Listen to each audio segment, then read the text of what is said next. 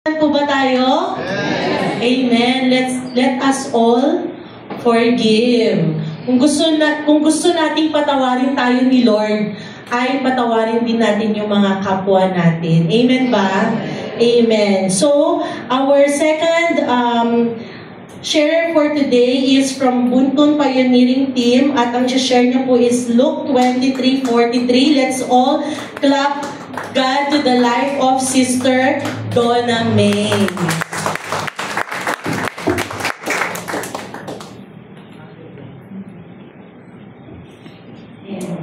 Good afternoon po. First time din. Sana pala tinawag na ako ng prayer and fasting. Hallelujah.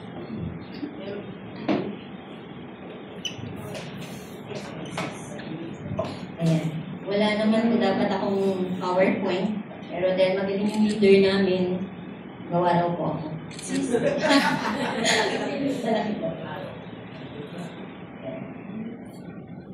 For the second last word po, is in Luke 23:43. Jesus answered him, "Truly I tell you today, you will be with me in paradise." 2 weeks ago or 3 weeks ago, ito na yung inassign sa akin ng leader ko na isi-share ko daw for the 7 last word. And as I study this word, as I research, may question na natanong sa akin. Sabi ko, Lord, it's a reward. Diba? Tama? Pag si Lord ba, sinabi sa inyo, truly, diba? Sister Mamin, I tell you today, you will be with me in paradise. Wow! Grabe! Reward na yun, diba? So sabi ko, Lord, nung binasa ko yun, tinignan ko sa Bible, tapos in Tagalog din, bakit kaya nasabi ni Jesus yun? So, bumalik ako dun sa mga naunang verses. So, in Luke 23:39 to 43, one of the criminals who hung there hurled insults at him. Aren't you the Messiah? Save yourself and us. But the other criminal rebuked him. Don't you fear God? He said, since you are under the same sentence, we are punished justly, for we are getting what our deeds deserve. But this man has done nothing wrong. Then he said, Jesus, remember me when you come into your kingdom. Jesus answered him, truly I tell you today, you will be with me in paradise. And we all know na nabasa naman na natin itong mga brothers and sisters. Dun sa cross, 3 sila. May kasama si Jesus Christ. Yung isang lalaki, meron siyang pagdadoubt pa if Jesus is God. Pero yung isa, nandun yung paniniwala niya, at nandun yung faith niya, at nandun yung pagsisisi niya na si Jesus is God. And sabi ko nga, Lord, grabe, ibibigay mo sa amin yung paradise. Alam natin ang paradise is heaven. Yun yung kabaliktaran ng mga nararanasan natin dito sa mundong ito. And I do believe na lahat tayo, mga kapatid, ay gusto natin pumunta sa paradise. Amen? Amen. Gusto mo ba pumunta sa paradise, kapatid? Amen. Amen. Kung gusto natin pumunta sa paradise and to earn that reward, meron po tayong gagawin. Diba? And I know for sure, lahat po, yung iba po sa atin prepared na.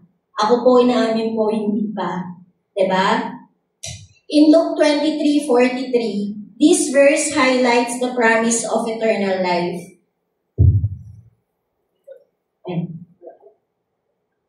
Ayan. The promise of eternal life. Eternal life is available to all. Tama ba, mga kapatid? Available, free, yung eternal life. But it will only be given for those who, diba? Sabi ko nga, reward siya, pero may kailangan akong gawin. Diba? Number 1, for those who believe in Jesus and acknowledge Him as our God and Savior. Ayan. In Luke 40, but the other criminal rebuked him, don't you fear God? Sabi niya. He said, since you are under the same sentence. Then sinabi niya ulit sa 42, then he said, Jesus, remember me when you come into your kingdom. So dito pa lang sa mga in-utter na words ng isang criminal, sinabi niya na don't you fear God. So, in-acknowledge na niya, naniwala na siya, kahit personally, hindi pa niya kilala talaga si Jesus. Naniwala na siya si God, na siya si Jesus, our Savior. At alam niya na meron siyang kingdom. Amen po, mga kapatid. If we choose to recognize Jesus as our Lord and Savior, if we accept Him with all our hearts, we can rest assured that we too will enter the gates of paradise, just as the criminal on the cross next to Jesus did. The guilty criminal acknowledged Jesus as Savior, for he acknowledged His kingdom. In John 1:12, but to all who did receive Him, who believe in His name, He gave the right to become children of God. Amen, mga kapatid? For those who truly believe that Jesus is God and our Savior, matatawag na tayong anak ng Diyos.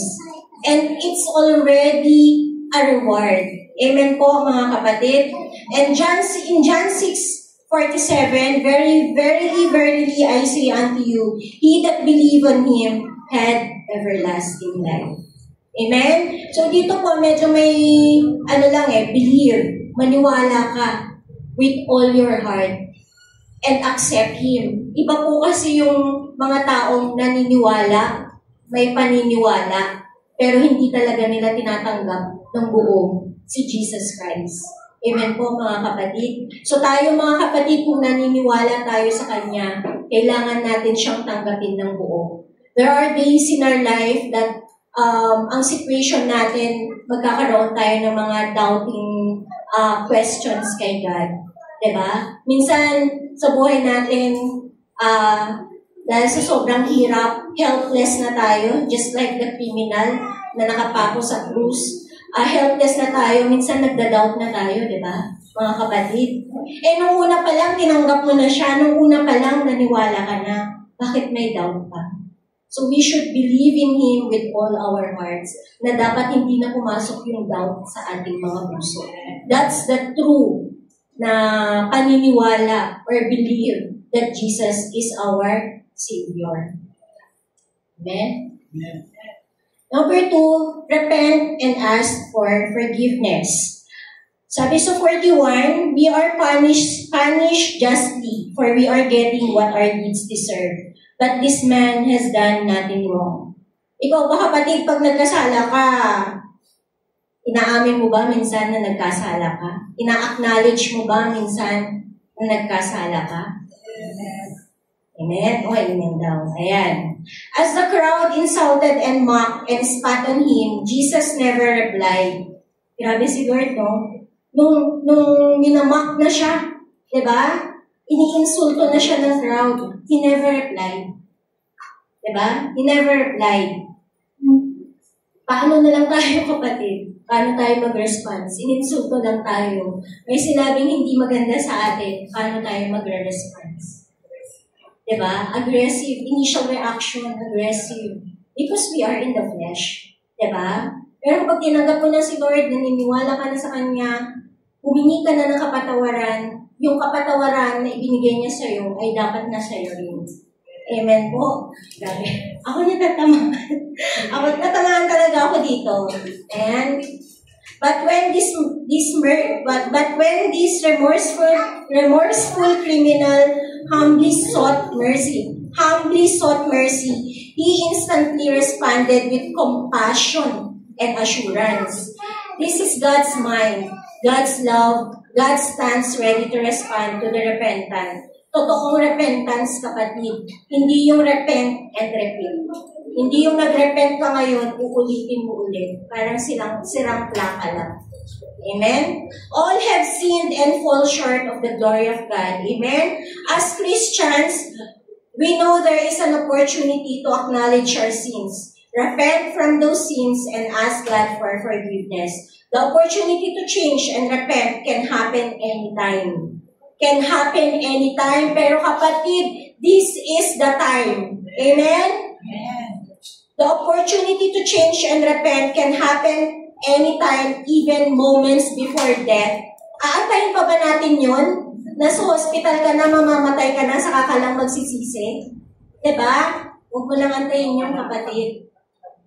In 1 John 1:9, if we confess our sins, He is faithful and just and will forgive us our sins and purify us from all our unrighteousness. And number 3, have a strong faith, full trust, and never-ending hope in Jesus.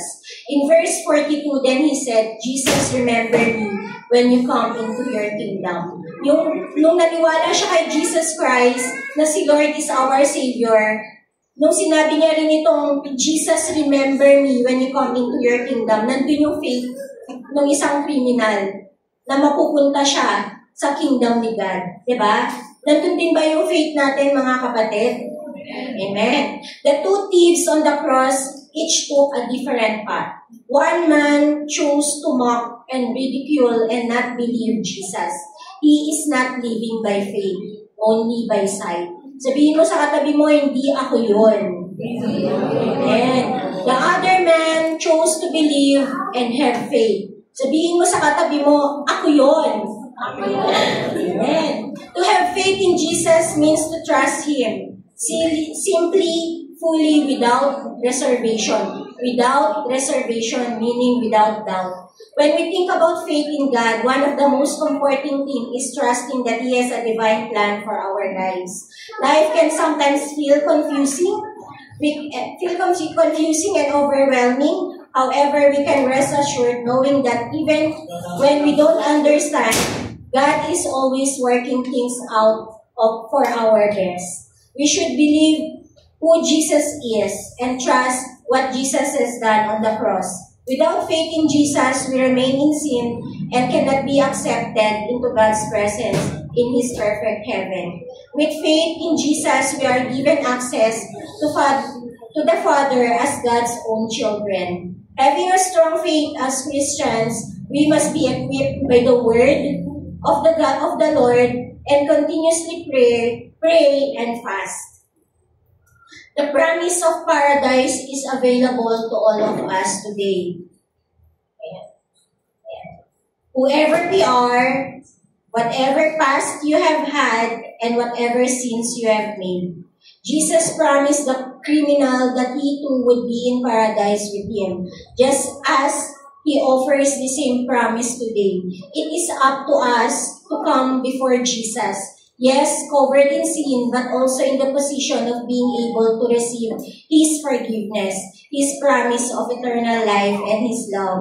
Deciding to give our life to Christ, to surrender to Him, is available at any moment. The door is open, mga kapatid, and God awaits conversation and relationship with His children. No matter how detrimental your sins may be, just like the criminal on the cross, heaven can await you as well if you turn to Christ. Therefore, acknowledge God, ask Him into your life, repent of sins, grow in faith, and thank the Father for His forgiveness. Glory be to God.